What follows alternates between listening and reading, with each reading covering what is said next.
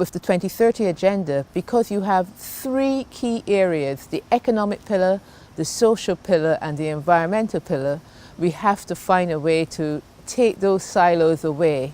What do you regard as the biggest obstacle to the successful implementation of the 2030 agenda? Right now, the obstacles are probably in the fact we have rising nationalism, and so instead of thinking about how can we work together as a community in Europe, what we're seeing are groups who are trying to say, no, we don't want to be part of a larger project. And yet that's what we need. We need to be cooperating and working together. So once again, we need to shift the discussion and the debate to thinking about how can we all be together and work together in a direction that in the end will be better for everyone. I think the biggest challenge is to have a European society who is ready for the change, who can follow the aims of an environmental-based system and the aims of sustainability. Well, I would say that the biggest obstacle is the fact that there is not a clear assessment of what has to be done. And this is clearly something that we all have to improve because it's easy, again, to say we should do that, but if nothing is done, it's useless. So I would say the biggest impact is this one. Another one is communication.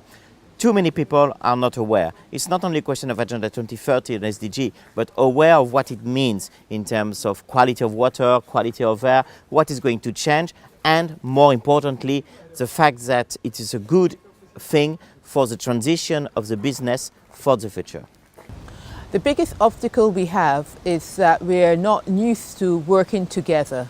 We work, you have the policymakers, you have the private sector businesses, you have workers, and then you have NGOs, like environmental NGOs, social NGOs. And so the biggest obstacle is how do we include and get everyone involved in realizing this agenda? Let's say I can see two obstacles. The first one is that it can be perceived as being really technocratic and complex. And trying to raise awareness among the population, within the territories, in the cities or whatever, can be sometimes a difficult task because there are 160 targets.